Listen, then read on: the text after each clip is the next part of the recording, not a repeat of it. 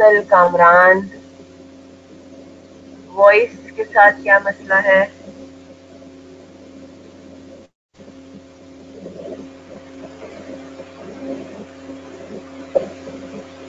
अच्छा जी, अब बेहतर हुआ?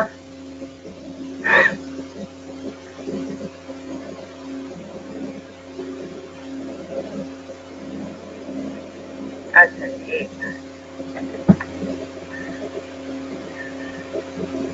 इंशाल्लाह नेक्स्ट वीक तक आप लोगों का ये डिस्कशन वाला मसला हल हो जाएगा इंशाल्लाह। We are working on that. जी, बेहतर हुआ?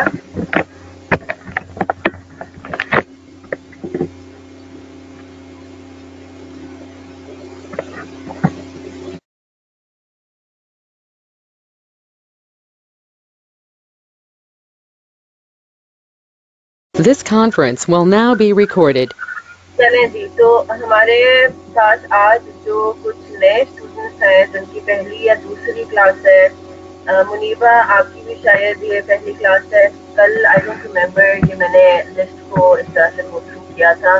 हफीज अहमद, ये भी एक नया नाम मुझे नजर आ रहा है। तो जितने भी नए स्टूडेंट्स हैं, आई होप आप लोगों ने जो है वो पिछली जितनी भी क्लासेस हो चुकी हैं 4-5, उन सब की अपने रिकॉर्डिंग ले ली है और आपको ऑनलाइन क्लासेस से। अच्छा मुनीबा, ठीक है, I don't remember taking your name. चलें जी, मुझे थोड़ा टाइम लगेगा मुझे, ठीक है, याद रखने में। जाहिर सी बात है, there are more than 30 students हैं, तो ऑन एन एवरेज 40 स्टूडेंट्स हमारे होते हैं एवरी डे। तो मुझे आई एम रियली सॉरी अगर आप लोग शुरू से अटेंड करते हैं और मुझे याद नहीं रहा। ठीक है जी, तो अच्छा, अफ्तर साहब भी स्टार्ट कर चले जी, अपॉलॉजीज। तो मैं आइंदा जो नाम नहीं लूंगी, मैं बस ये बोलूंगी कि कोई भी नया स्टूडेंट अगर है तो काइंडली कंफर्म कर दें कि कोई मसला तो नहीं है। ठीक है जनाब, अभी थोड़ा सा जाहिर सी बात है, क्या कह सकते हैं, मैं एज का तो नहीं इसमें फैक्टर करूंगी, not that old you know. तो एज का फैक्टर तो मैं इसमें नहीं लेकर आऊंगी, कोई और फैक्टर समझ लेंगे जी। चले, सुबह सुबह अगेन क्लास लेनी होती है तो जो है वो दिमाग काम नहीं कर रहा होता है ना। चले, सारा दिमाग में लगा लेती हूँ, कोशिश करती हूँ आपको पढ़ाने में। चले, ये कितनी अच्छी कवर शॉट खेला मैंने, है ना। अच्छा जी, तो कल मैंने आप लोगों को 2 होम असाइनमेंट दिए थे। एक तो था आप लोगों का जो अपेरेंटली क्लास वर्क हमें करना था, ठीक है। तो क्लास वर्क 1 है ये आई कैप पास पेपर्स का, अप्रैल 1997। अच्छा जी, कल तो क्योंकि जी हमारा पहला होम असाइनमेंट था, इसलिए मैंने उस पर कोई स्ट्रिक्टनेस एसेस रखी नहीं थी। नॉर्मली मैं इंट्रो और SR1 में इसी तरह से करती थी कि LMS के ऊपर एक होम असाइनमेंट का सेक्शन बनाती थी और आपको मैं रिक्वेस्ट भी करती थी कि आपने होम असाइनमेंट अपना LMS पर अपलोड करना है, ठीक है। और वो मैं चेक नहीं करती थी, ऑब्वियस सी बात है, मैं चेक उसको नहीं कर पाती थी। डेफिनेटली टाइम भी नहीं होता है ना कि उसको हम बैठ के सारे होम असाइनमेंट्स को चेक करें, प्लस आप लोगों के पास सोल्यूशन सबके पास अवेलेबल है, तो you can always check your answers. The only point of asking you to submit the home assignment जो मैं करती थी, वो उसका ये पर्पज होता था कि सब लोग अपनी मतलब अटेम्प्ट एटलीस्ट उसको कर रहे, भले ठीक हो भले गलत हो, मुझे पता भी नहीं होगा कि आपने होम असाइनमेंट में अपलोड किया कि हाँ, रैंडम बेसिस पे मैं चेक जरूर करती थी कि कहीं एम ही तो नहीं कोई डॉक्यूमेंट अपलोड कर दिया।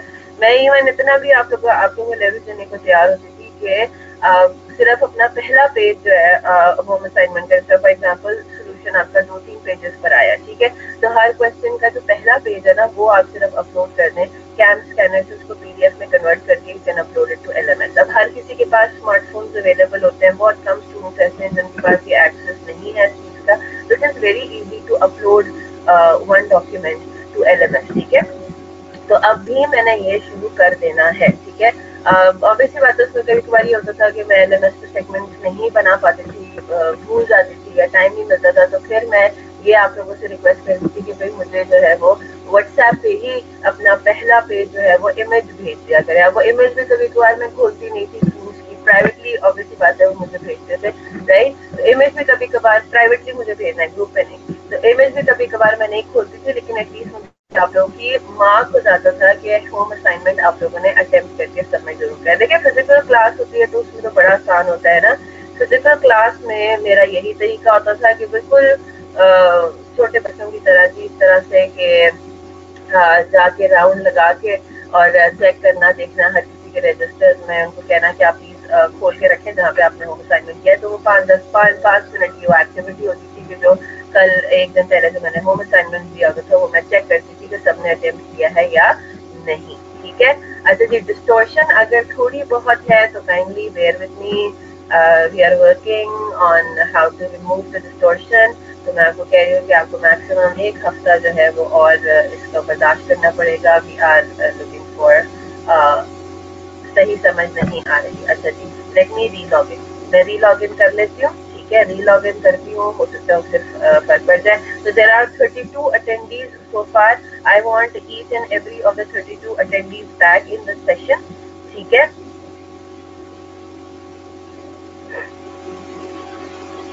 थोड़ी सी क्या है, सॉरी।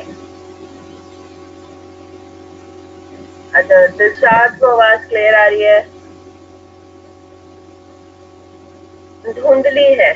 1 मिनट, मैंने हेडफोन लगाया हुआ है और वो बिल्कुल मेरे मुंह के पास जो है वो है। चले मैं थोड़ा जोर से बोलने की कोशिश करती हूँ। ठीक है,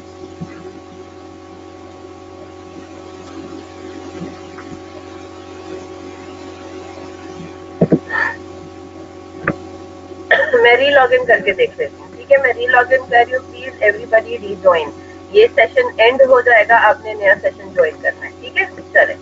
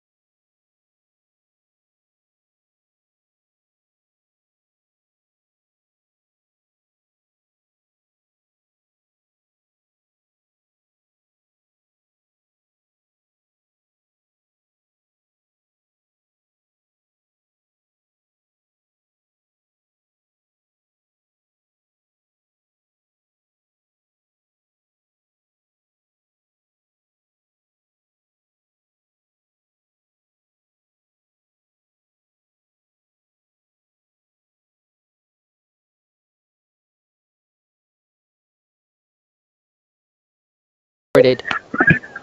ये होम असाइन कोशिश करूंगी कि LMS पे आपके अपलोड हो जाया करें, ठीक है। अब जाहिर सी बात है कि हो सकता है कि स्पेस को बचाने की वजह से हो कि मैं जैसा फॉर एग्जांपल 5 होम असाइनमेंट्स अगर मैंने वहाँ पे उनका सेक्शन बना दिया है तो फिर पिछले 5 को फिर मैं डिलीट करके नया होम असाइनमेंट जो है वो उसका सेक्शन बना दूँ, ठीक है। तो आपने ये नहीं कहना कि सिर्फ होम असाइनमेंट का मेरा जो रिकॉर्ड है वो LMS पे होगा, ठीक है, वो मोस्ट प्रॉब्ली मैं डिलीट कर दूंगी। मैं आपको पर्पस सिर्फ ये बता रही हूँ कि होम असाइनमेंट वाला सेक्शन बनाने का पर्पस ये है कि मुझे आप लोगों की सबमिशन रिसीव हो जाए।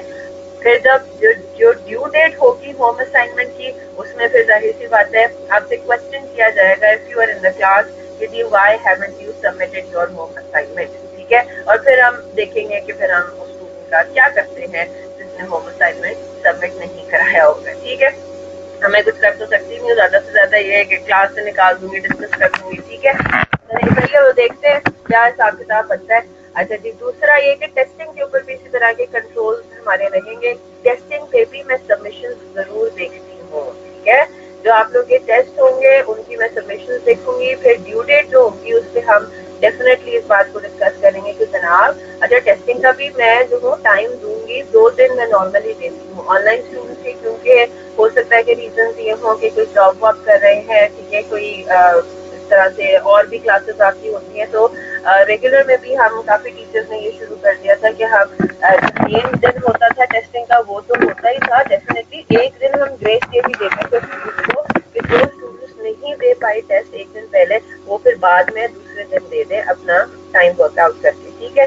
तो ऑनलाइन में भी यही होगा कि आपके पास 2 दिन अवेलेबल होंगे, यानी कि 48 आवर्स के लिए जी टेस्ट के लिए कोई एक दिन नहीं रख सकते ना बच्चे, क्योंकि देखें अभी हम CCP डिस्कस करेंगे ना, तो टॉपिक्स हमारे कंप्लीट जब होते हैं तो उस हिसाब से फिर मैंने टेस्टिंग वो टॉपिक पे भी डिपेंड करता है, ठीक है। ठीक है जनाब शाहरुख, लेकिन थोड़ा तरीका सही रखिए रिक्वेस्ट करने का, ठीक है। इसके ऊपर भी जरा मैंने आप लोगों से डिस्कशन करनी है, ठीक है। तो टेस्टिंग अभी हम इंशाल्लाह इसी तरह क्या है टेस्टिंग का जितना कह रहे हैं कि एक दिन फिक्स कर लेते हैं कि वेडनेसडेज को हम टेस्ट रख लें या मंडेज को हम टेस्ट रख लें, तो वो मैं वर्कआउट कर रही थी, ठीक है।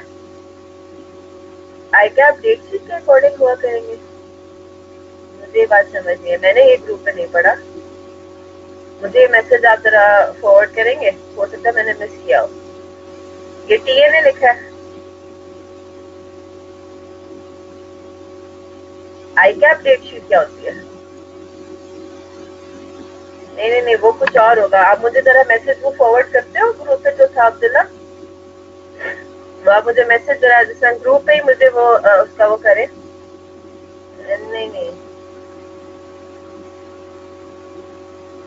नहीं बेटा वो अगर मिस सोमा का था तो मिस सोमा का हुआ है, मेरा पॉलिसी अलग है, अभी हम CCP पे आते हैं ना, क्योंकि देखिए इधर अगर हम देखेंगे अच्छा इसका अच्छा जिस सीक्वेंस में आप कह रहे हैं अभी ये मुझे बात कम्युनिकेट नहीं की है पैक ने कि पैक की पॉलिसी है या क्या, ठीक है मुझे आपकी बात समझ आ गई, ठीक है मुझे आपकी बात बिल्कुल समझ में आ गई। मैं भी चले इसको कोशिश करती हूँ इस तरह से कुछ बन जाए। मैंने जो है इसको टेस्ट का जो स्केड्यूल है वो इस तरह से रखा है कि जो है वो जो हल्के टॉपिक्स है, जो आसान टॉपिक्स है, वो टॉपिक कंप्लीशन के 2 दिन के बाद मैंने उनका टेस्ट रख लिया, ठीक है। और जो थोड़े हैवी किस्म के टॉपिक्स है जिनमें मुझे पता है कि भाई टॉपिक कंप्लीट होने के बाद भी आपको 4 से 5 या 6 दिन चाहिए हो सकते हैं उसकी तैयारी के लिए, तो फिर उसमें मैंने थोड़ा ज्यादा टाइम रखा है, मतलब टॉपिक कंप्लीशन के बाद। तो ये तरीका मैंने no hard and fast rule, पैक ने मुझे कोई कम्युनिकेट आज तक नहीं किया, मैं कंफर्म कर लेती हूँ कि भाई ये कोई पॉलिसी नहीं बनी है कि इस तरह से जो है, ठीक है जनाब अवैध, थैंक यू। तो मैं कंफर्म भी कर लेती हूँ पैक से कि क्या इस तरह की कोई पॉलिसी रखी है, TS के साथ कोई अरेंजमेंट इस तरह की हुई है कि टेस्ट जो है वो CMAT के सिर्फ वेडनेसडेज को ही होंगे या थर्सडेज को ही होंगे व्हाटसोएवर, तो मैं फिर आपको वो कम्युनिकेट कर दूंगी। मैं अकॉर्डिंगली फिर अभी जो है मैं वो CCP का ये वाला जो सेक्शन है ना टेस्ट वाला, ये मैं हाइड कर देती हूँ फॉर द टाइम, ठीक है। और ये मैं अभी अपलोड भी नहीं करूँगी, ठीक है। हाँ मुझे भी जो अंडरस्टैंडिंग है वो ये कि हर टीचर अपनी मर्जी से ही टेस्ट करना चाहते हैं, ठीक है जनाब। चले जी, तो सीसीपी के ऊपर भी अभी हम आते हैं। सीसीपी पे तो खैर मैं अपलोड ही करना है, आप लोगों ने उसको गो थ्रू करना है, इसमें ऐसे कोई डिस्कशन वाली बात तो नहीं है, ठीक है, एज पर माई अंडरस्टैंडिंग, ठीक है ना। तो टेस्टिंग के ऊपर हमारी बात होगी। होम असाइनमेंट्स जो है वो मैं आज से जो है जितने भी आपको होम असाइनमेंट्स बता करेंगे उनका मैं सेक्शन बना दूंगी। कोशिश मेरी ये होती है कि मैं उसमें, क्योंकि ऐसी बात है क्लास के दौरान आप लोगों को और भी बहुत जरूरी काम वगैरह होते हैं ना, कभी ध्यान नहीं रहता कि मैम ने क्या होम असाइनमेंट दिया, जिसमें कल ग्रुप पे भी पूछ रहे थे कि होम असाइनमेंट क्या है, हालांकि उन्होंने लिखा भी था बोर्ड के ऊपर। तो मैं एक और काम पहले से भी मैं करती आई हूँ, इंट्रो में भी, अकाउंटिंग FR1 में भी मैं ये काम करती थी कि जो होम असाइनमेंट का जो भी सेगमेंट बनाया उसके ऊपर मेंशन भी कर देती थी कि होम असाइनमेंट है कौन से क्वेश्चन का, बैग क्वेश्चन बैंक, आई कैप क्वेश्चन बैंक, ठीक है। तो ये इंशाल्लाह मैं दोबारा अभी करूंगी।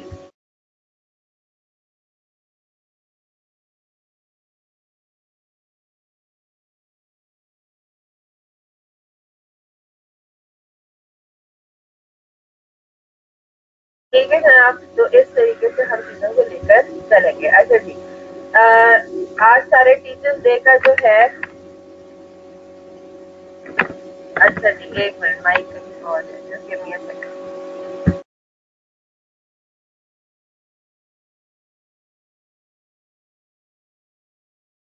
This conference will now be recorded.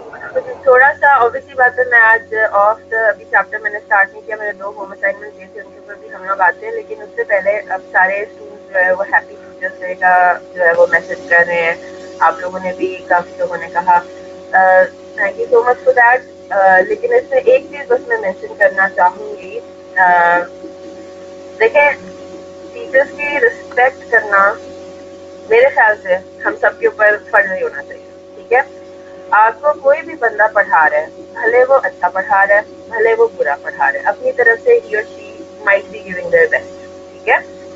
पहली बात तो ये कि एटलीस्ट सीए की टीचिंग में वो टीचर, आई डोंट थिंक कि वो कामयाब है या वो कंटिन्यू कर रहा है टीचिंग अपना करियर, जिसके पास थोड़ी बहुत टीचिंग एबिलिटी ना हो, ठीक है, स्किल्स ना हो या उसको उसका पैशन ना हो। मैं जितने भी टीचर्स को जानती हूँ, स्पेशली पैक के, मैं तो सिर्फ पैक के टीचर्स को ही जानती हूँ, अपनी बात मैं नहीं कर रही, पहली बात नहीं, ठीक है। जितने भी मैं पैक के टीचर्स को जानती हूँ, सारे टीचर्स जो है they are very passionate about teaching. हो सकता है मेरे अंदर भी थोड़ा बहुत वो पैशन मौजूद हो। तो पहली बात जिसमें मैं एम्फसाइज करना चाहूंगी, and you guys might know कि मैं ये बात क्यों कर रही हूँ, टीचर्स की रिस्पेक्ट करना सीखें, ठीक है। आप अपने पेरेंट्स से भी बातचीत करते हैं, हम सब बात करते हैं अपने पेरेंट्स से, and there is a certain level of respect, there should be a certain level of respect while we talk to our parents, है ना। बदतमीजी अगर आप करते हैं, हम करते हैं अपने पेरेंट्स के साथ, तो आगे से क्या रिटेलिएशन आता है, क्या रिस्पॉन्स आता है, ये भी हमें पता है ना। हमें डांट पिटती है, हमारे पेरेंट्स अपसेट होते हैं, उनको वो हर्ट होते हैं, ठीक है। तो ये बात क्यों कही जाती है कि टीचर्स भी आपके पेरेंट्स की तरह, ठीक है। नोबडी इज परफेक्ट, हर कोई परफेक्ट नहीं होता, मैं भी परफेक्ट नहीं हूँ, गलतियां मेरे से भी होती हैं, ठीक है। कोशिश मेरी ये रहती है कि एटलीस्ट मैं अपनी टीचिंग के थ्रू कोई गलती ना करूँ, क्योंकि ऑब्वियसली बात है उसमें फिर आपके करियर के मतलब डिपेंड करता है। जो मैं पढ़ा रही हूँ, मैं कोशिश ये करती हूँ कि मैं अपनी तरफ से पूरी ऑनेस्टी से पढ़ाऊँ, क्योंकि मेरे ऊपर एक रिस्पॉन्सिबिलिटी है। I want to help you, I have to help you all pass your exam paper, ठीक है।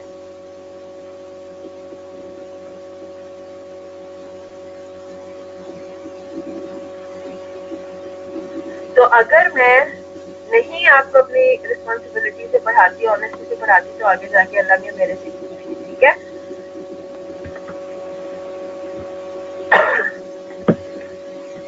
ये किसी की स्क्रीन ऑन हो गई है,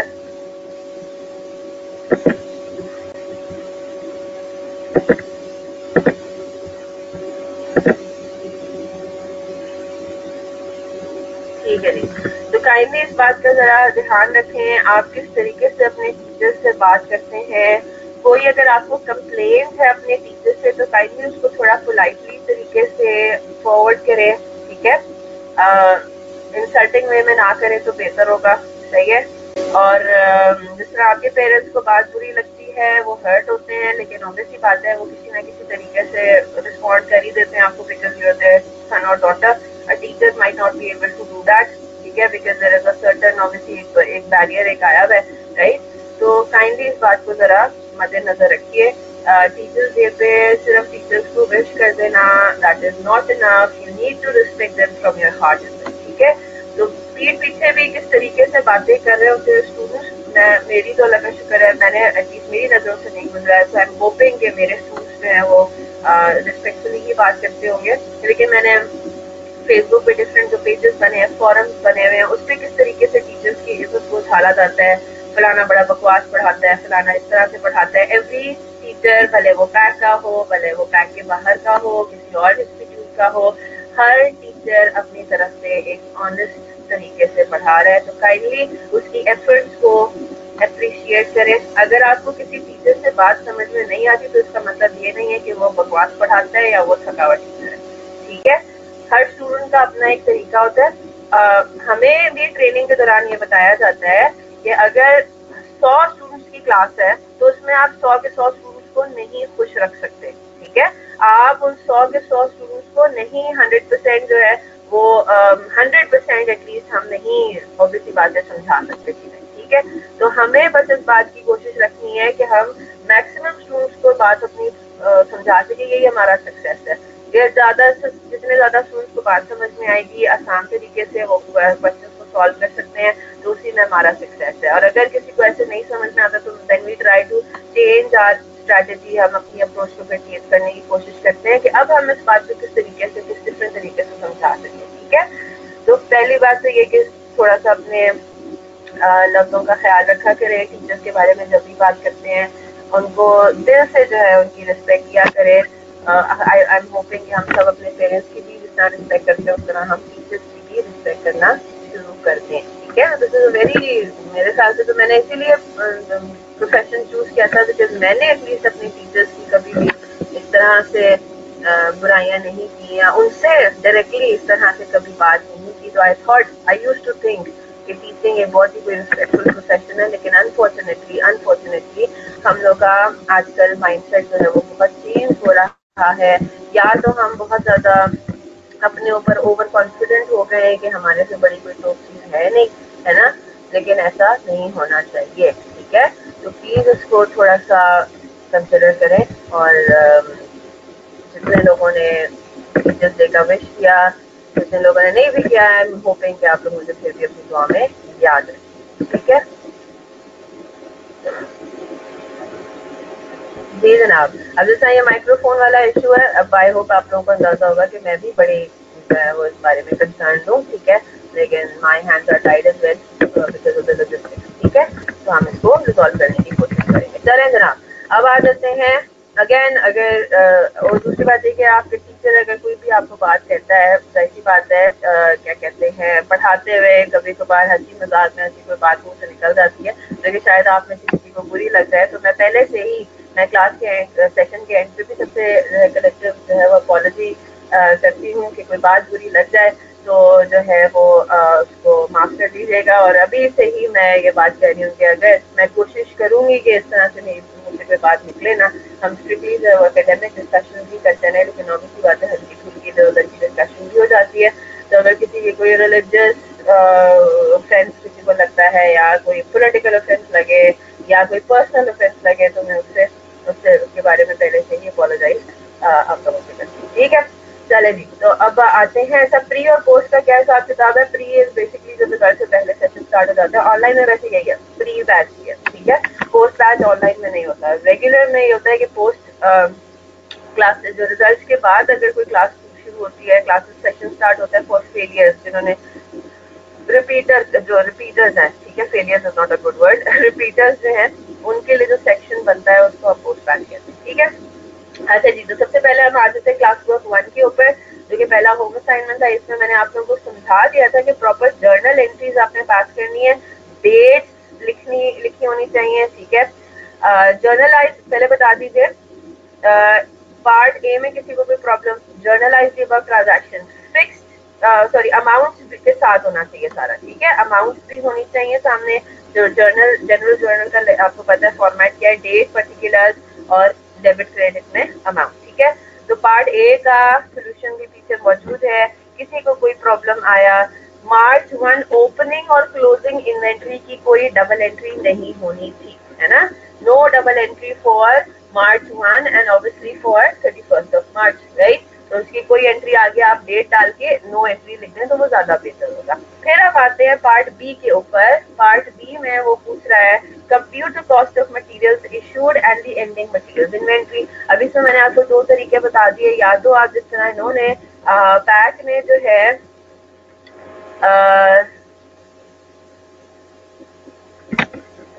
जिस तरह से पैक ने सॉल्व किया है कि जी रॉ मटेरियल अकाउंट बनाएं, आप उस तरह से भी कर सकते हैं। और दूसरा काम आप स्टॉक लेजर कार्ड भी बना लें, वो भी ठीक रहेगा। तो क्या इसमें कोई problem? Cost of material issued आपको नजर आ रहा है कि जो इश्यूज हुए हैं उनकी आगे कोई कॉस्ट वॉस्ट तो दी भी नहीं है, तो आपने फीफो को यूज करके आपने सॉल्व करना था इस सवाल को। तो आई एम अज्यूमिंग कि ये सब चीजें सबको आती हैं। किसी को कोई भी प्रॉब्लम है तो अभी फ्लैग रेज करें, मैं डिस्कस कर लेती हूँ। और एंडिंग मटेरियल्स इन्वेंट्री जो है नहीं बना के कर सकते हैं, क्यों नहीं कर सकते? लेकिन बेहतर है उसमें स्टॉक लेजर कार्ड बनाए ना। हाँ, मतलब अगर अकाउंट बना के करते हो तो फिर वही आपको वर्कआउट उसी तरह करना पड़ेगा, है ना। तो बेहतर है जी, बिल्कुल, वेरी गुड। पेबल आ रहा है आंसर के अंदर, बिल्कुल ठीक कहा आपने। ये गलती हुई भी है सोल्यूशन के अंदर और ये मिस्टेक है, you need to rectify this. तो एग्जैक्टली बिल्कुल एरर है यहाँ पे, क्योंकि क्वेश्चन में उन्होंने क्लियर कट लिखा हुआ है कि आप सारी परचेजेस करते हैं और कैश। तो इस पे एक्चुअली आपके मार्क्स डिडक्ट होंगे, ये गलती है, ठीक है। इस पे आपके मार्क्स डिडक्ट होंगे कि फिर उसने स्पेसिफिकली मेंशन किया हुआ है, तो आपने अकाउंट्स पेबल नहीं लिखना, ठीक है जनाब। यहाँ तक बात क्लियर हो गई? चले जी। इसके अलावा दूसरा हमारा क्वेश्चन जो मैंने आपको होम असाइनमेंट में दिया हुआ था वो था क्वेश्चन 1.1 आई कैप का, आई कैप क्वेश्चन बैंक का, ठीक है। कंपैरेटिवली बड़ा आसान है, इसमें ना कोई रिटर्न थे ना कोई और जो है वो कोई ऐसी ट्रांजैक्शन थी। You needed to calculate the prices to be applied to the issues and closing balancing figures using FIFO and weighted average। ये भी डन हो गया, इसमें कोई प्रॉब्लम FIFO और नहीं कि there is no difference in WIP and WIP inventory, it's the same thing। जी जनाब, इसमें कोई मसला, कोई परेशानी, कोई टेंशन?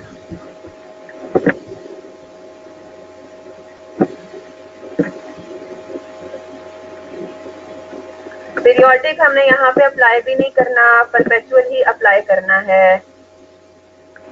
अच्छा जी, सोल्ड यहाँ पे गिवन है, मेरे ख्याल से ये एरर ही इसको समझ लें। एरर इश्यूज और sales basically the same thing ना, ठीक है। इश्यूज मतलब आइडियली इसको रॉ मटेरियल होना चाहिए था, तो यहाँ पे सोल्ड की जगह इश्यूज का ही टर्म यूज होना चाहिए था। लेकिन आपको पता है इश्यूज मतलब आप सेल्स के केस में भी कर सकते हैं कि भाई इश्यूज टू द कस्टमर, है ना, और issues to the factory floor. Normally जो इश्यूज का टर्म है वो हम प्रोडक्शन के उसमें यूज करते हैं, रॉ मटेरियल के उसमें यूज करते हैं। तो बस ये ऐसी टर्मिनोलॉजी में थोड़ा डिस्क्रिपेंसी आ गई है।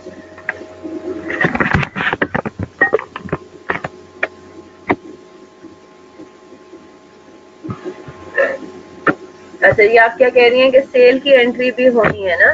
बिल्कुल होनी तो है, नहीं थी भी सोल्यूशन में। हाँ, आप कर दें, बिल्कुल इन्होंने सोल्यूशन में नहीं दिया हुआ। बेहतर है कि आप इसका लिखें एंट्री। नहीं, सेल्स कहाँ है? सेल्स तो यहाँ पे नहीं हो रही बेटा, एक सेकेंड। हाँ, यहाँ पे सेल्स कहाँ हो रही है? सेल्स की कहाँ इंफॉर्मेशन दी हुई है? चाहे तो इश्यूड है बेटा, वो इश्यूज रॉ मटेरियल इश्यू हो रहा है, सेल थोड़ी हो रहा है। इश्यू टू प्रोडक्शन है, सेल्स तो है ही नहीं यहाँ पे। अगर होता तो यस, सेल्स की भी डबल एंट्री होती। चले जी, आगे चले। तो आई कैप के भी सवाल के अंदर अपेरेंटली कोई मसला नहीं है। सोल्यूशन भी आप लोगों ने देख लिया। अच्छा, ऑब्वियसली बात है सोल्यूशन के फॉर्मेट में डिफरेंस है, हो सकता है आपने वो जो है वो स्टॉक लेजर कार्ड थोड़ी डिफरेंट तरीके से पढ़ा हो। तो आई होप आप लोगों को बात समझ में आ गई कि मतलब कैलकुलेशन भी डिफरेंट उसमें तरीका बताया गया। ठीक है, चले जी। तो इस पर आने से पहले जरा हम एक हल्की फुल्की डिस्कशन कर लेते हैं। जो मैंने आपको कहा था फीफो और वेटेड एवरेज को हल्का सा रिवाइज कर लेते हैं।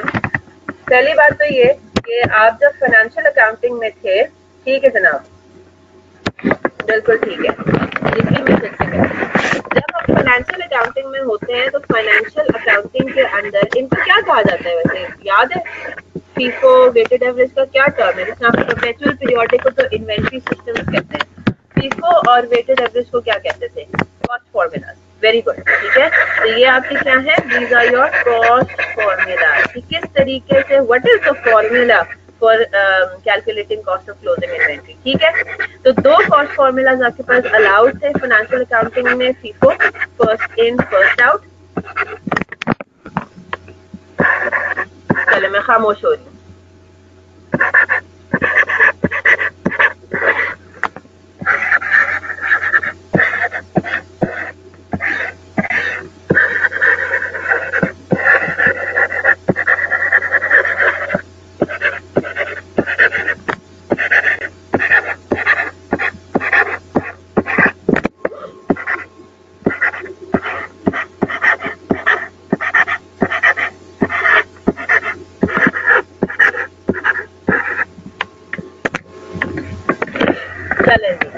ठीक है, लिखते हुए फिर मैं नहीं बोलूंगा। ठीक है, कॉस्ट अकाउंटिंग के अंदर LIFO last in first out भी अलाउड है। ठीक है, ये बात मैंने कल भी चलते फिरते मेंशन की थी कि क्योंकि कोई अकाउंटिंग स्टैंडर्ड तो यहाँ पे फॉलो नहीं हो रहा कॉस्ट अकाउंटिंग में। ठीक है, क्योंकि कोई स्टैंडर्ड फॉलो नहीं हो रहा था, और स्टैंडर्ड में IAS 2 में जो है वो फीफो और वैट कहा जा रहा है फाइनेंशियल अकाउंटेंट्स को कि भाई आपने फीफो और वैट ये फॉलो करना है। ठीक है, अच्छा जी, कल एक स्टूडेंट ने मुझे रिक्वेस्ट की थी कि मैं थोड़ा क्लियर और स्लो बोलूं। I think it was Hamza.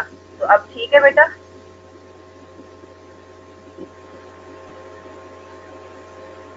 Slow इससे ज्यादा मेरे ख्याल से मैं हो नहीं सकूंगी। क्लियर मैं कोशिश कर रही हूँ कि मैं बोलूं। उसमें यह कि मैं थोड़ा जोर से कह रही हूँ, बोल रही हूँ, और ऐसे वर्ड्स नहीं यूज कर रही जो। जी जनाब, बिल्कुल। वो आपको बता देगा। ठीक है, आपको अगर आप देखें तो आपने दो सवाल सॉल्व कर लिए जिसमें उसने आपको बता दिया कि आपने कौन सा इन्वेंट्री मेथड, कौन सा कॉस्ट फॉर्मूला यूज करना है, फीफो यूज करना है, वेटेड एवरेज यूज करना है, क्या यूज करना है। ठीक है,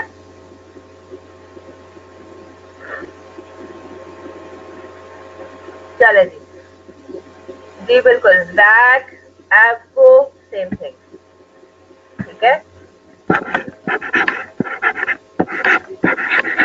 चले जनाब, तो सिंपल, इसमें कोई मसले वाली बात नहीं है। ठीक है, फर्स्ट इन फर्स्ट आउट जो है वो सबसे ज्यादा कॉमनली यूज्ड है। सही है, तो फर्स्ट इन फर्स्ट आउट जो है उसका अगर आप देखें तो उसमें क्या लॉजिक बनती है। फर्स्ट इन फर्स्ट आउट में हम ये कहते हैं कि जो सा सामान पहले आया, इश्यू या सेल भी वही होगा पहले। तो if you are talking about raw material, तो मैंने जो लकड़ी पहले खरीदी थी वो पहले आगे इश्यू होगी टू द फैक्ट्री फ्लोर। जो बाद में खरीदी थी वो पड़ी रहेगी, जब उसकी जरूरत पड़ेगी तो हम वो बाद में इश्यू करेंगे। ठीक है जी? नहीं जनाब, मैं भी उसके ऊपर आती हूँ। फीफो बेहतरीन है पेरिशेबल्स के लिए। पेरिशेबल जो गुड्स हैं, पेरिशेबल का मतलब है ऐसे गुड्स जो खराब हो जाते हैं with the passage of time. जैसे फॉर एग्जांपल कोई वेजिटेबल्स हो गई। अब जैसे फॉर एग्जांपल मेरा कोई मैं कोई फूड आइटम प्रोड्यूस करती हूँ। ठीक है, फॉर एग्जांपल मैं तो ये लेट्स से कि जैसे वो रेडी टू ईट वाली चीजें नहीं होती, जैसे आजकल वो बेकस्ट्री, एग्जैक्टली, कि आप उसको वो पैक है और उसके बाद जो है वो आप उसको बस ओवन में रखें। अब जाहिर सी बात है उसके लिए मैं मैन्युफैक्चरर हूँ। मैं क्या करती हूँ, रॉ मटेरियल में मैं चिकन यूज करती हूँ, टमाटर यूज करती हूँ, स्पाइसेस यूज करती हूँ, ठीक है, फ्लावर यूज करती हूँ। तो उसमें जाहिर सी बात है कि जो पहले मैंने चीजें खरीदी हैं, जो पहले मैं चिकन, ये मेरा रॉ मटेरियल इन्वेंट्री है ना, तो उसके लिए मैं कौन सा अप्लाई करूंगी? फीफो। तो प्रैक्टिकली भी मैं फीफो ही फॉलो कर रही हूँ, और अकाउंटिंग में भी उस पूरी मूवमेंट को, इन्वेंट्री की मुझे रिप्रेजेंट करने में फीफो ही बेहतरीन होगा। ठीक है, तो फीफो हम यूज करते हैं for perishable item. What about wait, weighted average? Weighted average बेहतरीन है उन टाइप्स ऑफ इन्वेंट्रीज के लिए जिनकी क्या है,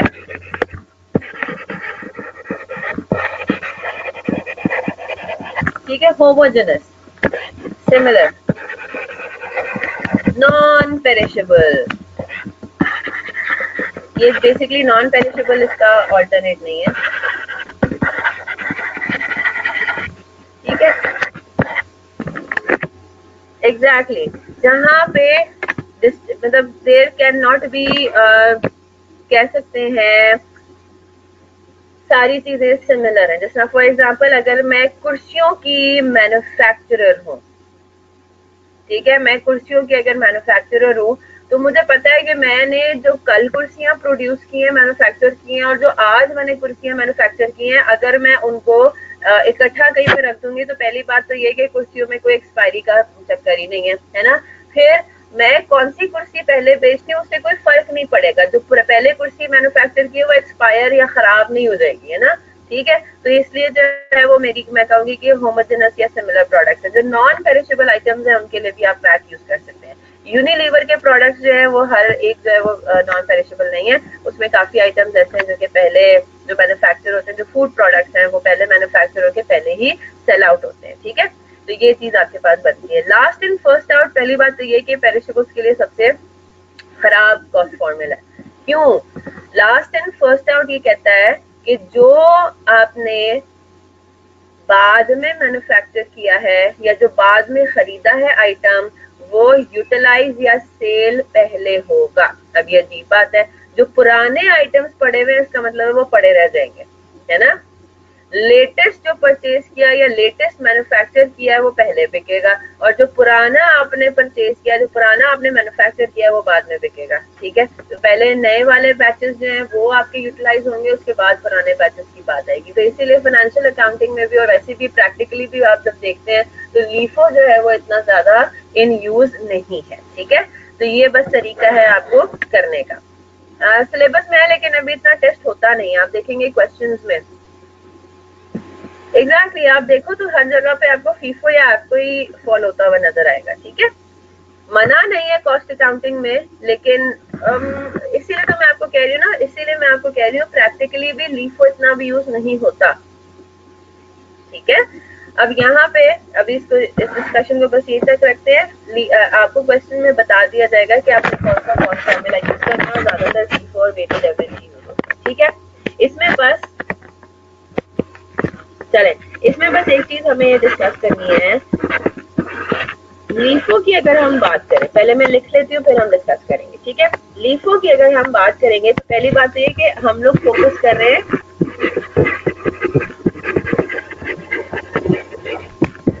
हमने बिल्कुल साइड ट्रैक नहीं होना। We are talking about a manufacturing entity, और मटेरियल्स के टॉपिक में we are talking about raw material, so we will not be talking about sales. हम किस बारे में बात करेंगे? इश्यूज, है ना। अच्छा जी, तो इसमें जरा देखते हैं।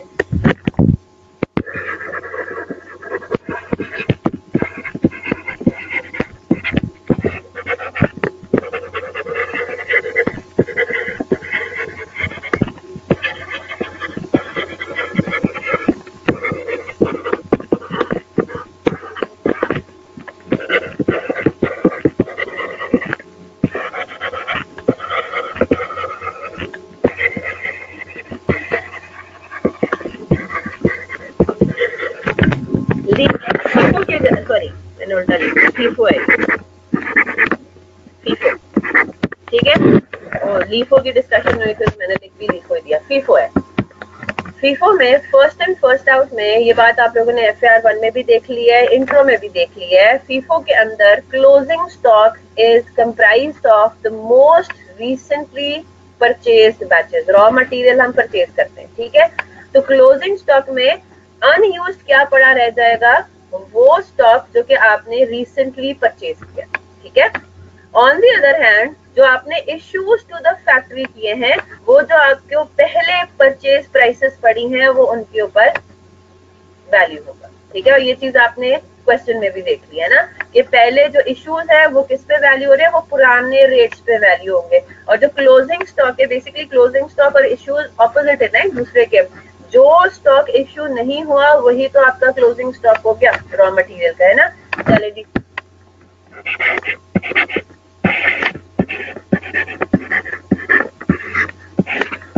तो लीफो में ऑपोजिट हो जाएगा।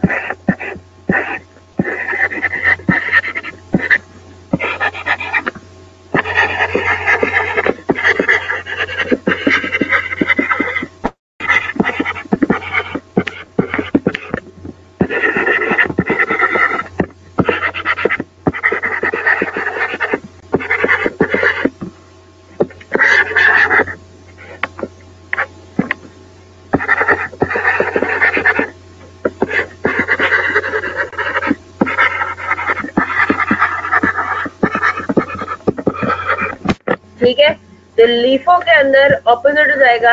अब लीफो में क्या हुआ है, जो पहले स्टॉक आपने परचेज किया था वो इश्यू नहीं होगा, है ना। जो पहले आपने स्टॉक, पुराना स्टॉक है, वो आपका अनइश्यूड पड़ा रह जाएगा। क्यों? क्योंकि आप इश्यूज किसमें से कर रहे हैं, जो आपने नए नए खरीदे है ना। जो आपने नया स्टॉक खरीदा है वही पहले इश्यू हो जाएगा, और फिर अगर जरूरत पड़ी तो हम पुराने स्टॉक पे जाएंगे। ठीक है, यहाँ तक बात क्लियर हो गई। तो क्लोजिंग स्टॉक आपका पुराना पड़ा हुआ होगा और इश्यूज हो रहे होंगे नए स्टॉक में से। फीफो में ऑपोजिट है, फीफो में इश्यू हो रहा होगा पुराना स्टॉक और पड़ा हुआ होगा नया स्टॉक। ठीक है जी, बिल्कुल। रीसेंट और या न्यूअर परचेज प्राइसेस, जो मोस्ट रीसेंट परचेज प्राइसेस हैं या न्यूअर परचेज प्राइसेस हैं, उन्हीं पे वैल्यू होगी आपकी cost, right. On the other hand जो वेटेड एवरेज है,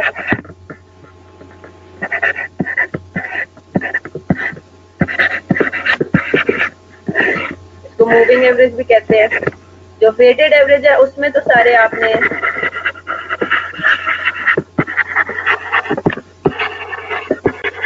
है ना, उसमें हम बैच वाइज तो चीजों को देखते नहीं, उसमें हम चीजों को एवरेज आउट कर देते हैं। यहाँ तक बात क्लियर हो गई।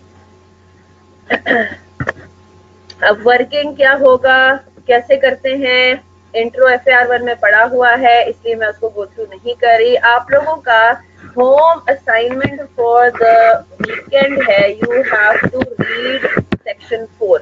इसमें एडवांटेजेस डिसएडवांटेजेस हैं फीफो के। ठीक है, तो जाहिर सी बात है फिर वो वेटेड एवरेज और लीफो के भी उसी हिसाब से बन जाएंगे। ठीक है, तो ये आप लोगों ने पढ़ना है टेबल समेत, और जो प्रॉब्लम्स होंगी वो फिर हम इंशाल्लाह मंडे को डिस्कस करेंगे। अब हम आ जाते हैं, एक छोटी सी चीज है परचेज साइकिल के नाम से। इसका मैं जी हमजा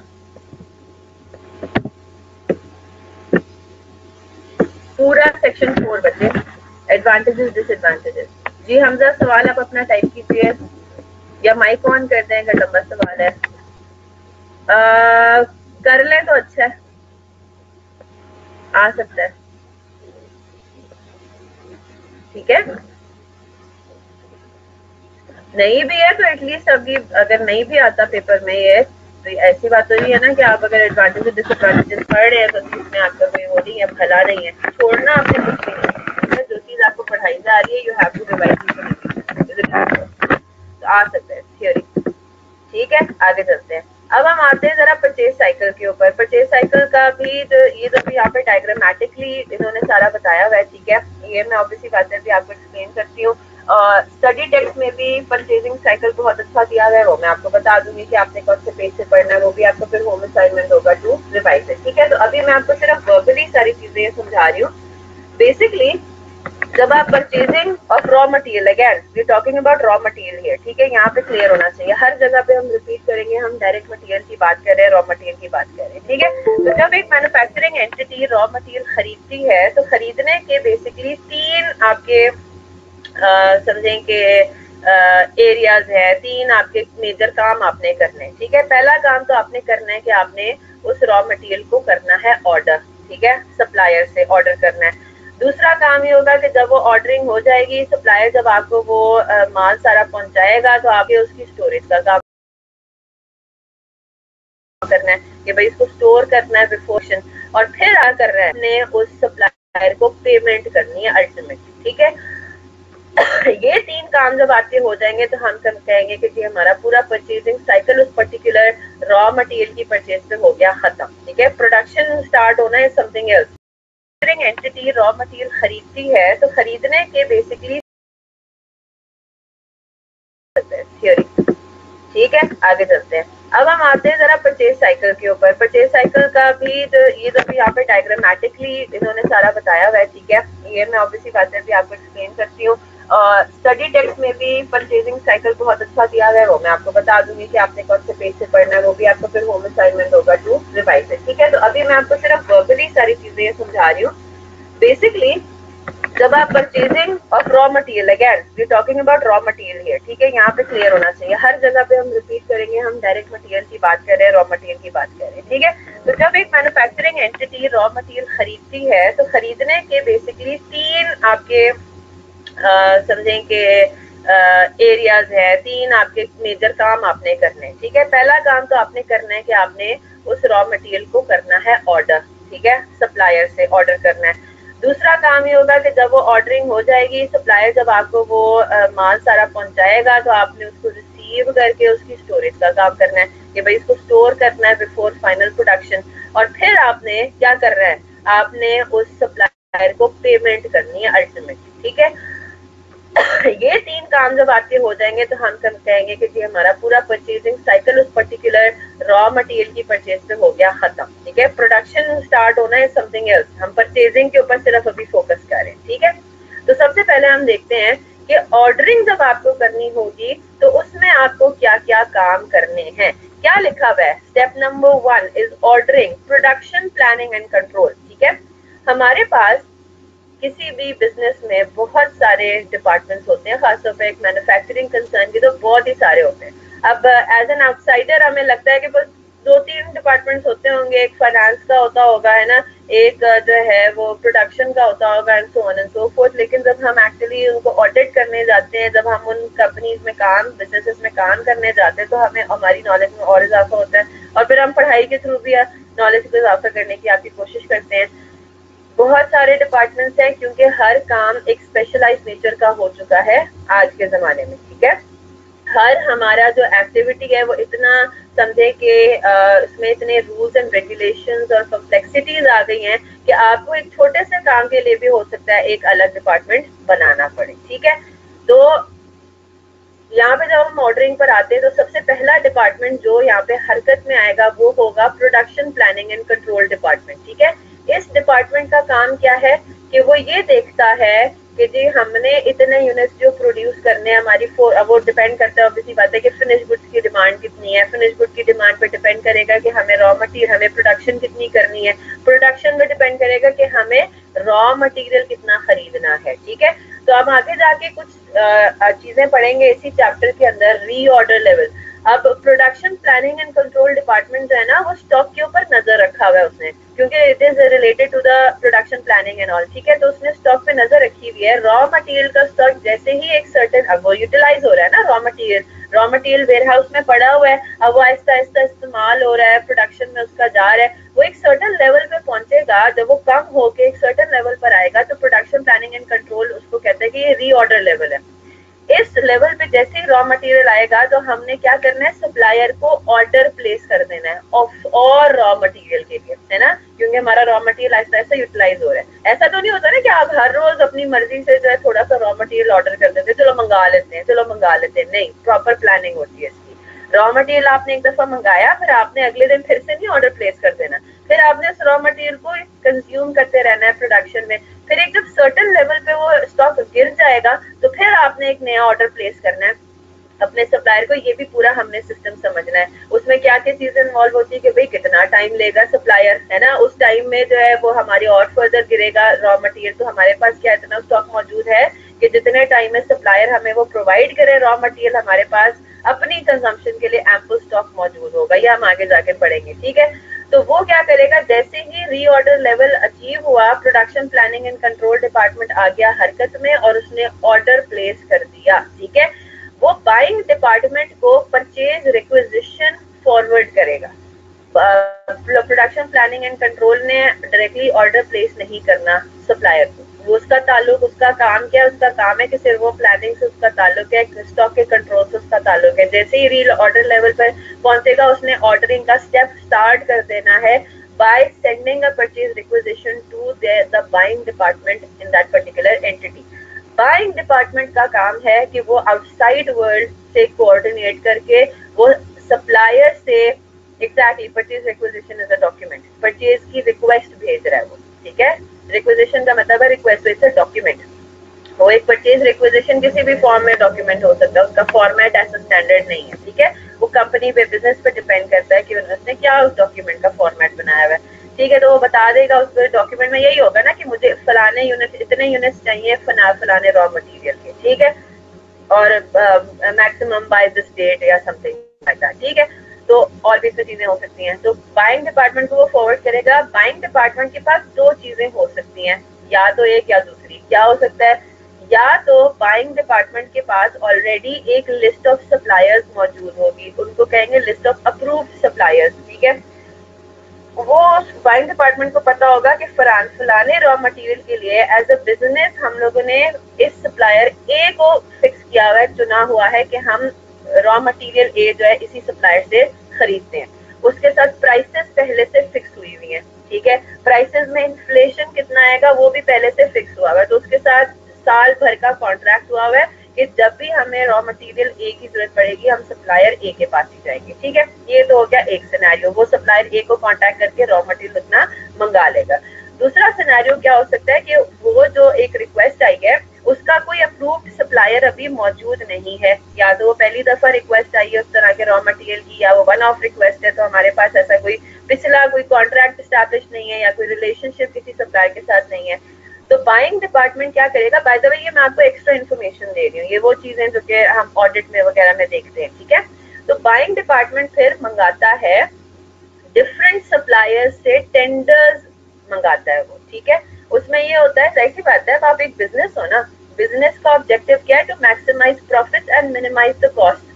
तो जाहिर सी बात है आपने मुंह उठा के आप किसी भी एक सप्लायर के पास जाके थोड़ी खरीदोगे, आपने उनसे, बता रही हूँ टेंडर्स का, आप उनसे टेंडर्स मंगवाओगे। टेंडर्स बेसिकली ये होते हैं कि जैसे कि मुझे रॉ मटेरियल ए चाहिए और मुझे पता है कि मार्केट में 4 सप्लायर्स हैं जो कि रॉ मटेरियल ए सप्लाई करते हैं, मैं उन चारों सप्लायर्स से रिक्वेस्ट करूंगी कि आप मुझे अपनी अपनी प्राइसेस जरा कोट कर दें, ठीक है। इसको कहते हैं टेंडर मंगाना, ठीक है।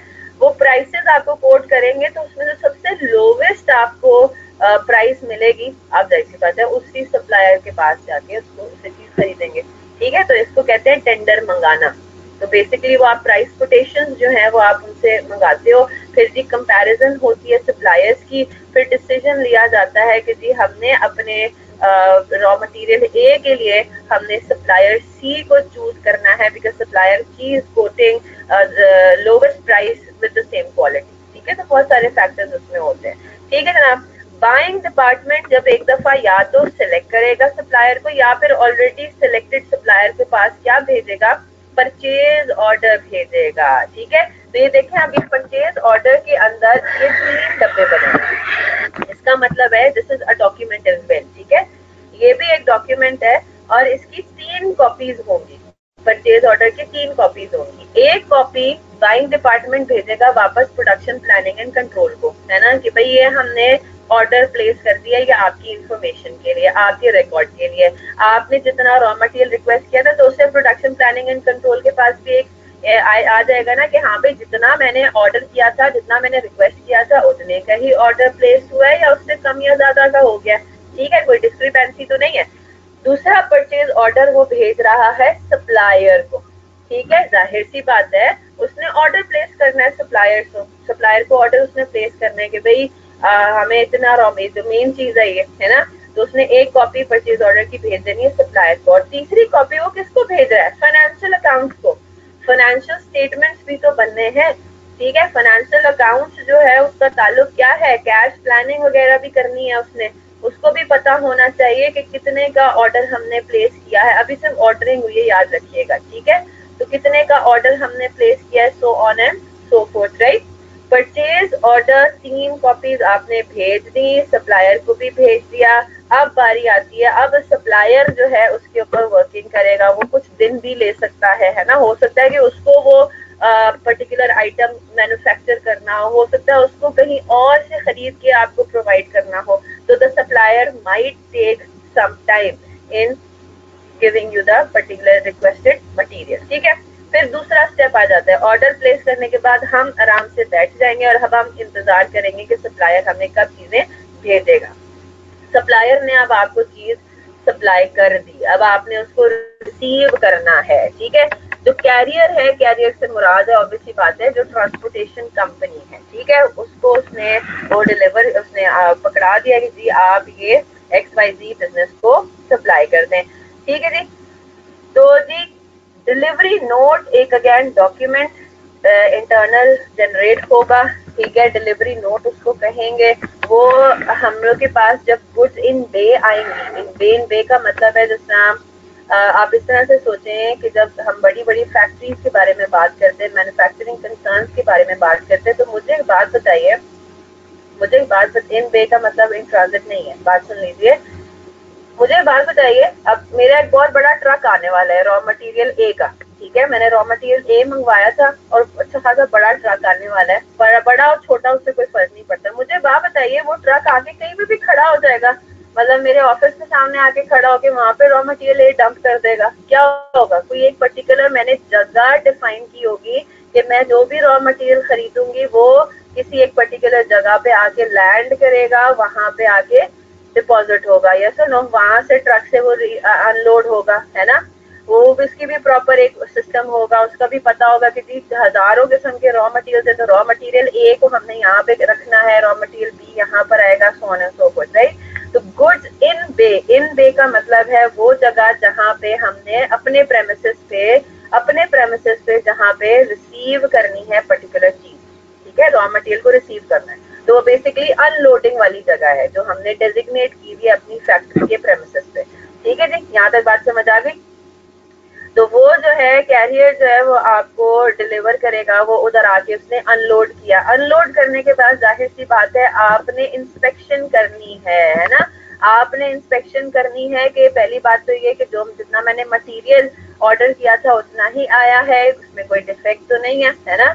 इंस्पेक्शन करने के बाद जब वो ओके हो जाएगा तो वो डेफिनेटली आप भेज देंगे वेयर हाउस के अंदर, और साथ ही एक और डॉक्यूमेंट इश्यू हो जाएगा, इंटरनली जनरेटेड डॉक्यूमेंट है GRN, जिसको कहते हैं गुड्स रिसीव्ड नोट या रिसीट नोट, ठीक है। ये एक ऐसा डॉक्यूमेंट्री एविडेंस है कि जी आपको गुड्स रिसीव हो गया है। इसके भी 3 कॉपीज हैं, एक कॉपी कहाँ जा रही है? Production planning and control department, उन्होंने ही तो ऑर्डर रिक्वेस्ट की थी, अब उनको ये गुड्स रिसीट नोट मिल जाएगा कि आपने अपनी प्रोडक्शन के लिए जितने यूनिट्स मंगाए थे ये सामान आपका पहुंच चुका है। एक कॉपी चली गई production planning and control department में, दूसरी कॉपी किसके पास गई? ऑब्वियसली बाइंग डिपार्टमेंट को भी तो नोटिफाई करना है ना। जो स्टोर का मैनेजर है उसने बाइंग डिपार्टमेंट को भी बताना है कि भाई आपने जो ये ऑर्डर किया था ये अब रिसीव हो गया। ये बाइंग डिपार्टमेंट का काम नहीं है रिसीविंग वगैरह करना, स्टोर डिपार्टमेंट एक अलग होगा। सप्लायर इशू नहीं कर रहा, मैंने वो बोला इंटरनली जनरेटेड डॉक्यूमेंट है, हम इशू करेंगे ना, हमने रिसीव किया है तो हम इशू करके अपने ही production planning and control department को भेज रहे हैं। हम जो स्टोर्स डिपार्टमेंट है हमारा, मैं भी यही बात डिस्कस करी थी कि ये जो गुड्स का रिसीव करना, गुड्स को अनलोड करना, गुड्स की इंस्पेक्शन होना, ये सारी चीजें बाइंग डिपार्टमेंट का काम नहीं है, इसके लिए अलग डिपार्टमेंट है, स्टोर्स डिपार्टमेंट है, स्टोर्स मैनेजर का ये काम होगा। Is that clear? तो everything is segregated. Remember that buying department का काम क्या है कि वो सप्लायर से कॉन्टैक्ट करके ऑर्डर प्लेस करे, परचेज ऑर्डर इशू करे, दैट्स इट। उसका काम फिर वहां पे आके खत्म हो जाएगा।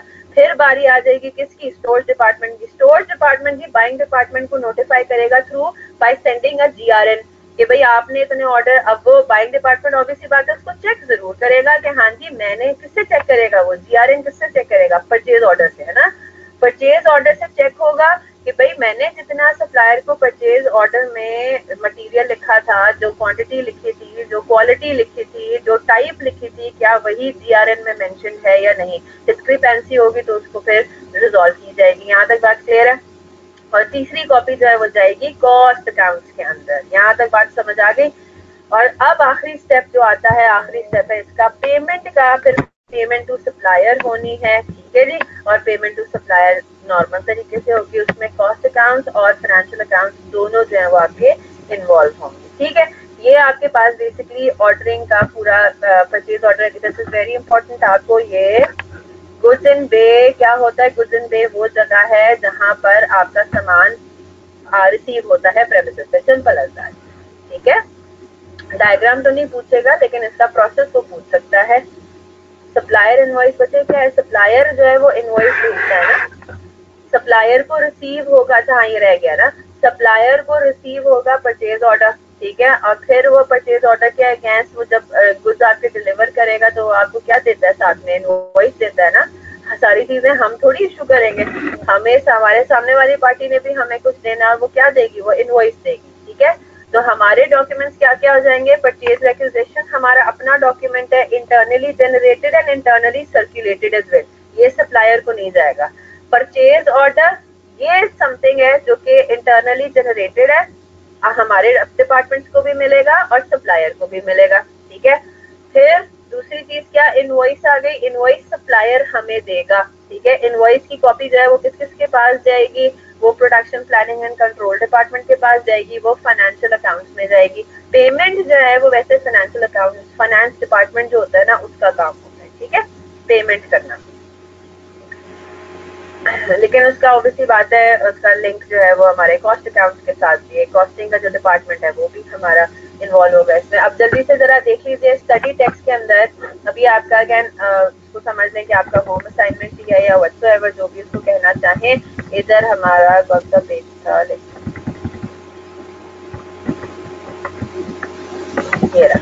This is page number, chapter 1 का है, पेज नंबर 3, ठीक है।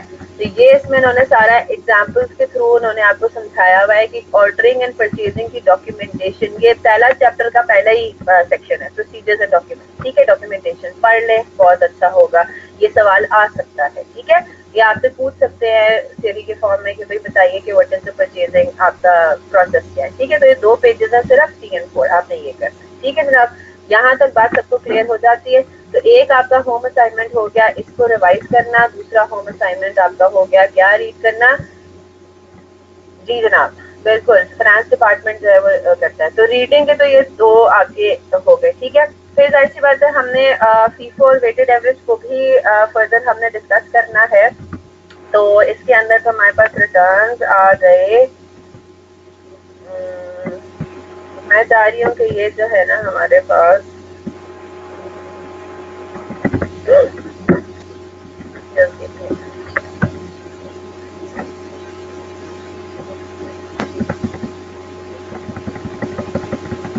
अच्छा, मैं 5-10 मिनट और ले सकती हूँ अगर मैं ये जो हल्की सी डिस्कशन है फीफो वगैरह की एग्जाम्पल छोटी सी है वो जरा हम कर लें।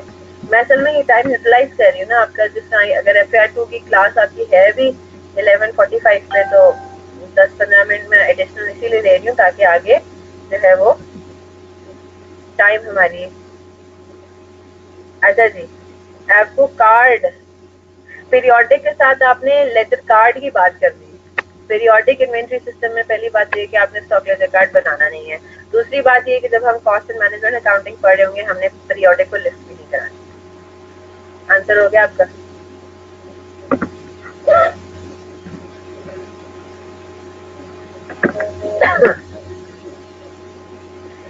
मैंने 2 अभी तक असाइनमेंट्स दी हैं। जी हमजा, क्या सवाल है आपका? पीरियोडिक फीफो आपको कार्ड में इशू आता है बच्चे, मुझे आपका सवाल समझ नहीं आया, मैंने आपको एक्सप्लेन अभी ये कर दिया। पर कॉस्ट अकाउंटिंग के अंदर हमने पीरियोडिक देखना भी नहीं है, परपेचुअली परपेचुअल होता है, ठीक है। और पीरियोडिक फीफो आपको कार्ड, पीरियोडिक में लेजर कार्ड बनता नहीं है, पीरियोडिक की वर्किंग होती है डिफरेंट तरीके से, ठीक है। मैं ये रिपीट कर दूंगी होम असाइनमेंट्स आपके क्या क्या है। चले जी, अब जरा एक दफा थोड़े से एडवांस सिनेरियो देख लेते हैं। एडवांस सिनेरियो में क्या है, ज्यादा से ज्यादा ये चीजें आपने सब पढ़ी नहीं है, फिर रिविजन एक किस्म का उनका हो रहा है, ठीक है। अगर हमारे पास, अब जिस तरह हमने कल जो कॉस्ट साइकिल पढ़ा था, production cost cycle production, cost in production, उसमें हमने 2 चीजें डिस्कस की थी, है ना। 2 चीजें आपके पास हो सकती हैं again from the point of view of material, ठीक है।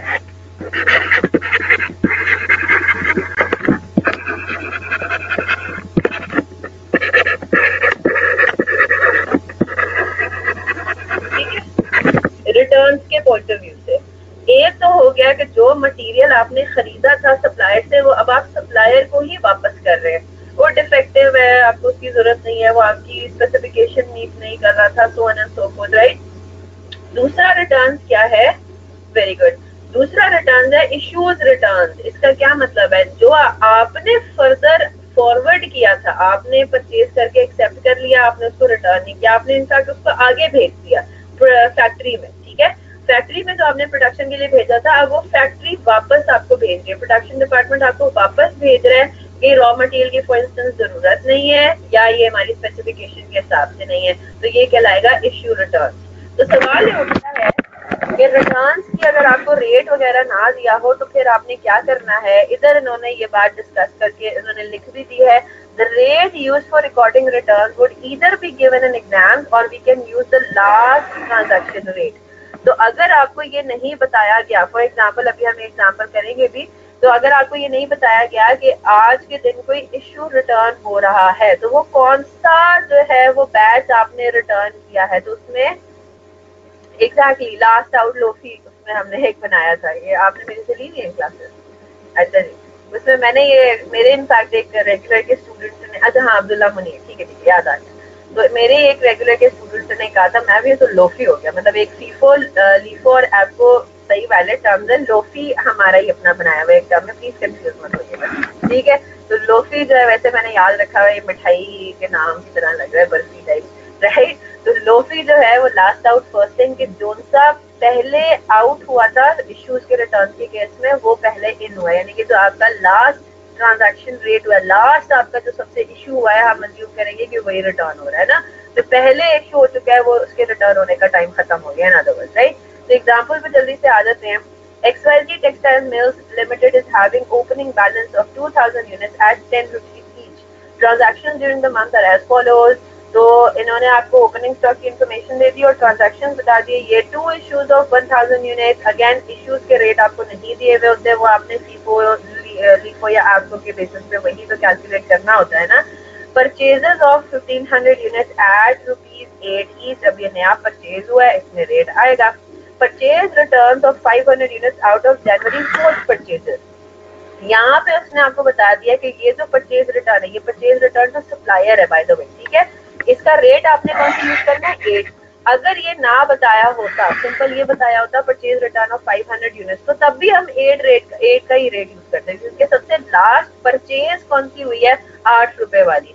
अगर ये वाली परचेज ना हुई होती तो फिर हम कौन सा लेते हैं, फिर हम ये ओपनिंग वाला रेट लेते हैं, ठीक है। जो पिछले महीने परचेज हुआ है वो फिर रिटर्न हो रहा होगा। तो you get the point. Purchase return में लेटेस्ट परचेज का रेट यूज करेंगे, इश्यूज रिटर्न में लेटेस्ट इशू का रेट यूज करेंगे अगर कुछ ना दिया हो क्वेश्चन। फिर आपको जनवरी 6 को नया इश्यू हो रहा है, फिर परचेजेस हो रही हैं, फिर इश्यू रिटर्न्स हो रहे हैं, और यहाँ पे भी उसने आपको बता दिया कि जनवरी 6 को जो इश्यूज हो रहे थे वो अब रिटर्न हो रहे हैं। तो हम अपना स्टॉक लेटर कार्ड जो भी बनाएंगे उसमें हम देखेंगे कि जनवरी 6 की जो इश्यूज थी उस पर हमने क्या रेट यूज किया, तो इन 200 यूनिट्स का रिवर्सल भी हम उसी रेट पे करेंगे, ठीक है। परचेजेस हो रही हैं, फिर परचेजेस हो रही हैं, फिर उसके बाद इश्यूज हैं, इशू करके किस रेट पे करेंगे बेटा, उसी के तो स्टॉक लेजर कार्ड बनेगा, वो हमें स्टॉक लेजर कार्ड से पता चलेगा ना, फीफो लीफो ऐप को क्या करना है, ठीक है। इशू रिटर्न फिर हो रहे हैं, परचेज रिटर्न हो रहे हैं। Goods are sold at a fixed rate of ₹20 each, ये by the way selling price है। तो मुझे बात बताइए, कॉस्टिंग करते हुए क्या हम सेल्स प्राइस को यूज करेंगे, नहीं यूज करेंगे, है ना। पहली बात तो ये कि we are talking about raw materials here appearance. Issues यहाँ पे चले, इश्यूज यहाँ पे इंटरचेंजेबली यूज हो रही है जो लगे रहे, ठीक है। तो रॉ सेल्स को यानी कि हमने इग्नोर करना है for the purpose of costing, right. Stock ledger card बनाना है under weighted average and FIFO, LIFO नहीं किया उन्होंने फॉलो, ठीक है। आप स्टॉक लेजर कार्ड के ऊपर आ जाते हैं। आप देखिए प्रॉपर जो स्टॉक लेजर कार्ड हमारा, again perpetual inventory system understood है, आप कॉस्ट अकाउंटिंग में perpetual inventory system will be followed only, right. तो स्टॉक लेजर कार्ड एक्चुअली जो बनता है ना, उसमें थोड़ी इन्फॉर्मेशन भी होती है। मटेरियल का नाम आपको इस बात का आइडिया हो चुका है कि मटेरियल इसमें पीसीओ किस्म के इस्तेमाल हो रहे होंगे जी, बिल्कुल हर केस में, भले फीफो हो भले वेटेड एवरेज हो, हमने लास्ट रेट लेना है in case nothing is mention in the question, ठीक है।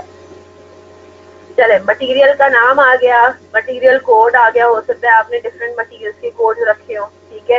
यूनिट्स ऑफ मेजर आ गया कि भाई किलोज में है, लीटर में है, क्या है, ठीक है, यूनिट्स में है, मतलब क्या है रॉ मटेरियल का हिसाब किताब, या जिस रॉ मटेरियल की बात कर रहे हैं उसको किस यूनिट में आप मेजर करते हैं ना। फिर प्रेफर्ड सप्लायर, अगेन कि आप मटेरियल आइडियली मतलब आपका जो अप्रूव सप्लायर उसका नाम क्या है, स्टोरेज की कोई खास इंस्ट्रक्शंस हो, रीऑर्डर क्वांटिटी, रीऑर्डर लेवल ये हम आगे जाके पढ़ेंगे, maximum inventory level, minimum inventory level ये हम पढ़ेंगे। उस रॉ मटेरियल के हिसाब के बारे में बताई जा रही है कि भाई क्या हमारे पास ये लेवल्स है, और कोई अदर कमेंट्स है तो उसमें हम अदर्स में डाल देंगे, ठीक है। अगेन यह कोई हार्ड एंड फास्ट स्टैंडर्ड वो नहीं है, फॉर्मेट नहीं, इसमें वेरिएशन आ सकती है। फिर ये आपके सामने एक्चुअल स्टॉक लेजर कार्ड जिसको आप करते आए हैं, ठीक है। इसमें जो चीज मैं फोकस करूंगी वो होगा रिटर्न का, ठीक है। तो ओपनिंग स्टॉक ये आ गया, फिर ये आपने परचेजेस, ये ऊपर वाले एग्जांपल को ही डिपिक्ट किया हुआ है इन्होंने, ठीक है। तो पहले ये वेटेड एवरेज से सॉल्व करें, ठीक है, पहले ये वेटेड एवरेज से सॉल्व करें, मेंशन भी हुआ हुआ है। चले जी, फिर आ गई परचेजेस, है ना, और फिर आ जाता है मेन चीज आ गई हमारी परचेज रिटर्न। तो देखें, चले बेहतरीन हो गया, परचेज रिटर्न हो रहा है। अब आपको इसने मेंशन किया हुआ था कि 4 जनवरी की परचेजेस से रिटर्न हो रहा है, तो आपने परचेजेस के कॉलम में ही इसका रिवर्सल कर दिया ना, परचेजेस का रिवर्सल है ये। तो 500 नेगेटिव में शो किया, रेट आपने वो वाला यूज किया जो क्वेश्चन में मेंशन था, यानी कि वो कह रहा है कि 4 जनवरी वाली परचेज का रिटर्न हो रहा है। नहीं भी गिवन होता तो तब भी हम 8 को ही लिखते, और ये फिगर आपने नेगेटिव में। अब देखें यहाँ पे वेटेड एवरेज वाली चीज हो रही है, आपने, आपके पास ओपनिंग स्टॉक 10 का था, फिर आपने इशू टू प्रोडक्शन किया, तो जैसे आपको पता है ना इश्यूज में क्या करते हैं, इश्यूज में एक लाइन ऊपर जो वेटेड एवरेज दिया हुआ होता है, रेट दिया हुआ होता है, उसी को हम यूज करते हैं, ठीक है। और इश्यूज के केस में आप देखेंगे कि हमारा ये रेट चेंज नहीं हो रहा, ठीक है। आगे चलते हैं, फिर परचेज हुई, परचेज जब होगी तो हम मैं रिवाइज करवा रही हूँ, परचेज करने से पहले इन्वेंट्री थी 1000 यूनिट की, फर्दर आपने परचेज किया 1500, टोटल क्लोजिंग इन्वेंट्री होगी 2500। फिर टोटल पर आते हैं, total cost of inventory before purchase was 10,000, further 12,000 की इन्वेंट्री हमने परचेज की, टोटल कॉस्ट आ गई 22,000, ठीक है।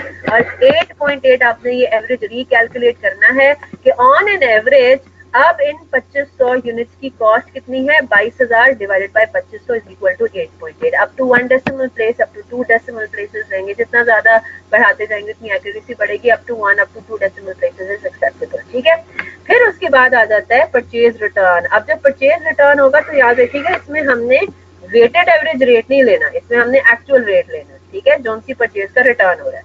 चले जी, ये करने के बाद हम देखते हैं जब हम रेट रिकैलकुलेट करेंगे तो वो रेट हमारा चेंज हो रहा है। अब इसमें मैं ये एक ट्रिक बताती हूँ कि कौन से केस में आपका रेट चेंज होगा बैलेंस के कॉलम में, वेटेड एवरेज, कौन से केस में वेटेड एवरेज जो कॉलम में आपका सॉरी बैलेंस के कॉलम में रेट चेंज नहीं होगा रिकैलकुलेट करने पे। ये बड़ा आसान सा तरीका है। हाँ जी, किसी को याद है जो मेरे पुराने स्टूडेंट्स हैं?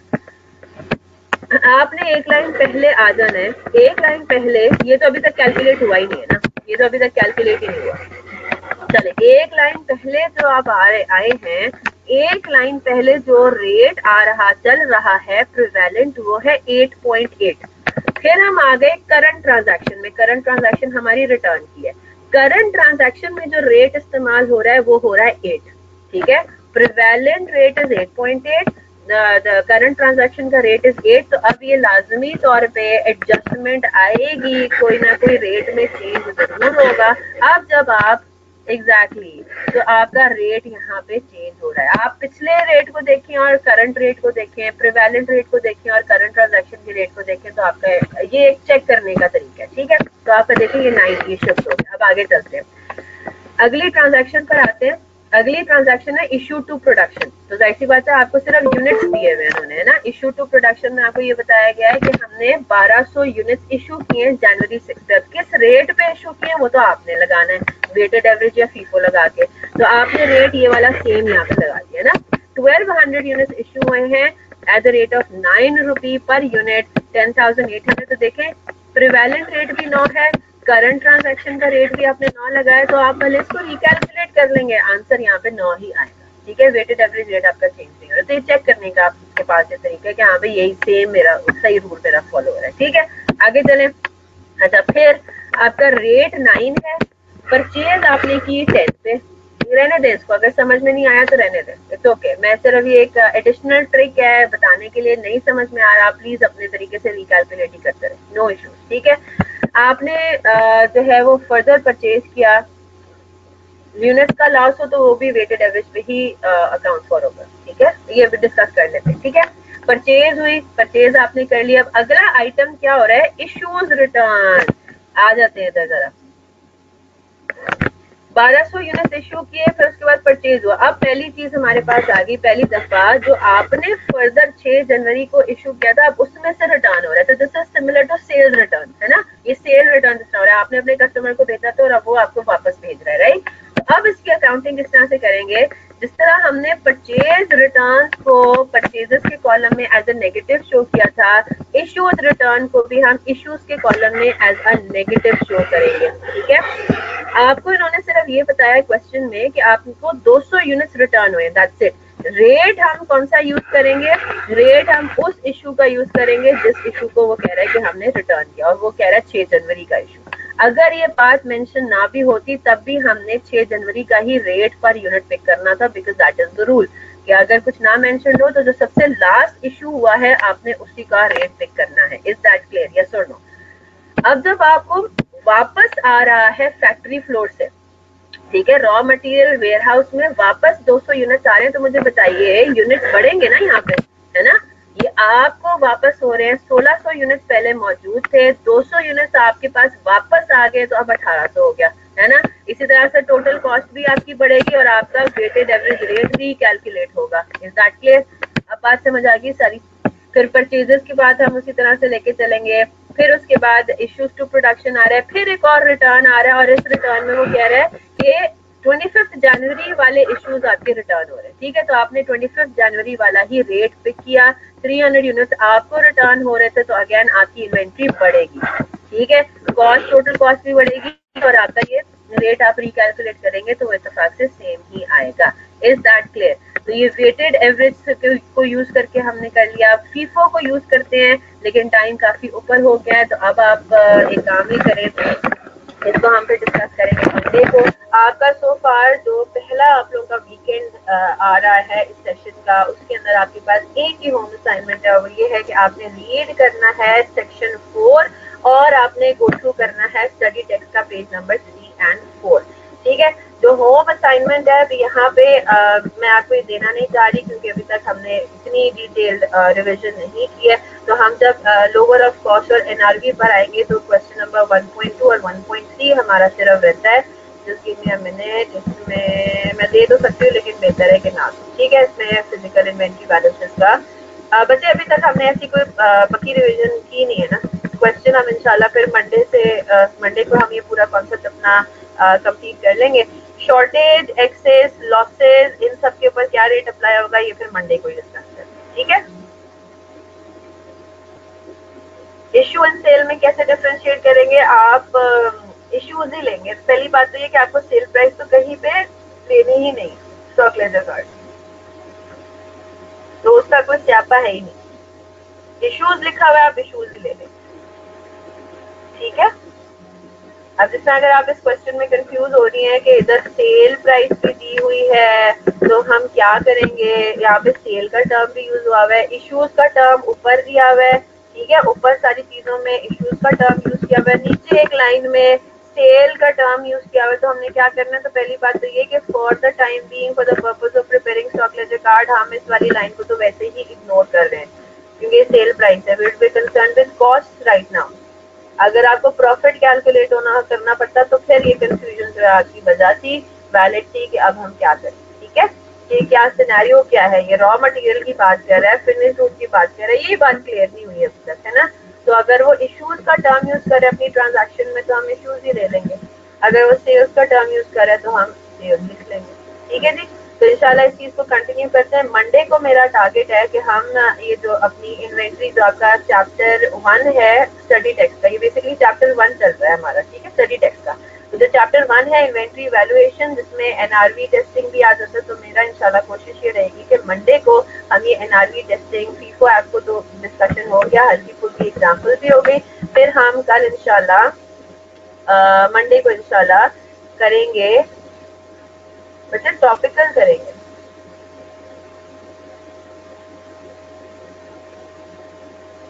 ठीक है, मंडे को इंशाल्लाह फिर हम इस चीज को कवर करके और जितने भी आपके प्रॉब्लम्स हैं, इन्वेंट्री स्टॉक आउट के ऊपर बात करनी है कि स्टॉक आउट की जो वो है हमारी रिकंसिलिएशन वगैरह होती है, वो चीज हम इंशाल्लाह कंप्लीट करेंगे। ठीक है, और फिर उसके बाद हम ट्यूसडे नहीं तो वेडनेसडे को स्टार्ट कर देंगे अपना इकोनॉमिक ऑर्डर क्वांटिटी, यानी कि चैप्टर नंबर 2 स्टडी टेक्स्ट का inventory management. Exactly, goods in way का मतलब है वो जगह फैक्ट्री में जहाँ पे आप चीजों को रिसीव करके अनलोड वगैरह करते हो। प्रेमिसेस इन वे मतलब समझे जहाँ पे आगे शिप लगती है पोर्ट पे। ठीक है, वहाँ पे जाके अनलोडिंग होती है। तो आपकी फैक्ट्री पे कहाँ पे सामान आके जो ट्रक आके वो खड़ा होता है और वहाँ से अनलोडिंग होती है, वहाँ पे चीजें रखी जाती है। ठीक है जनाब, चलें इंशाल्लाह मंडे को मिलते हैं। कोई क्वेश्चन है तो जल्दी से पूछ लें, नहीं तो फिर इजाजत दें। यही वीकेंड अभी तक आप लोग का हल्का है, डोंट वरी अबाउट इट। आगे जाके असाइनमेंट्स मिलने हैं, फिक्र ना करें। थोड़ा पेस में तो आने दें, अभी तो पहला हफ्ता गुजरा है। चलें जी, इंशाल्लाह मंडे को मिलते हैं। Have a very nice weekend. Allah Hafiz.